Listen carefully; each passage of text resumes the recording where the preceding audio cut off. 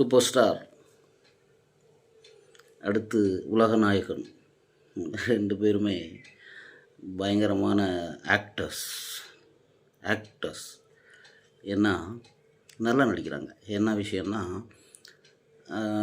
இவங்க எல்லாருமே வந்து யுஎஸ்லேயோ இல்லை லண்டன்லேயோ வேறு எதுவும் கண்ட்ரிலேயோலாம் எலெக்ஷன் நடக்கும்போது இல்லை, இங்கே தான் இருந்தாங்க. இவங்க எதிர்பார்க்காத விஷயம், விஜய் இவ்வளோ பெரிய சூப்பர் பவரில் ஜெயிப்பார் அப்படிங்கிறத அவங்க எதிர்பார்க்கல.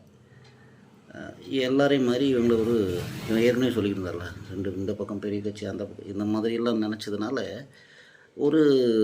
இவரால் ஒரு 1-2 சீட் தான் ஜெயிக்க முடியும் அப்படின்னு தப்பு கணக்கு போட்டாங்க. அதனால் எல்லோரும் என்ன பண்ணிட்டாங்கன்னா, வாயடைச்சு போயிட்டாங்க. அது இப்போது எப்படி இதை சமாளிக்கிறதுன்னு தெரியாமல் கொடுக்குற பேட்டியாக தான் இதை நம்ம பார்க்குறோமே தவிர, நான் பெரிய சூப்பர் ஸ்டார் ஃபேனுங்க.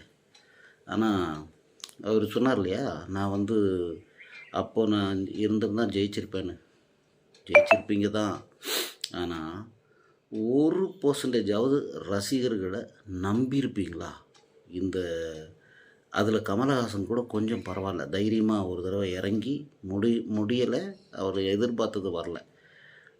ரஜினிக்கு இருந்த ஃபேன் பேஸுக்கு ஒரு தடவை அந்த ரசிகர்களை நம்பியிருக்கலாம், ஏதாவது நல்லது பண்ணணுன்னு முயற்சி பண்ணியிருக்கலாம். அதெல்லாம் பண்ணல. இப்போ நான் அப்போ இருந்த ஜெயிச்சிட்டு போய் இப்போ அதெல்லாம் இல்லை, அதெல்லாம் முடிஞ்சு போன கதை.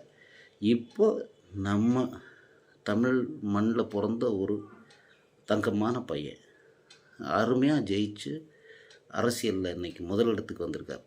இதை மனசார பாராட்டக்கூடிய ஒரு நல்ல பண்பு கூட நடிக்கிற நடிகர்கள்கிட்டே இல்லைங்கிறத நினைக்கும் போது தான் கஷ்டமாக இருக்குது.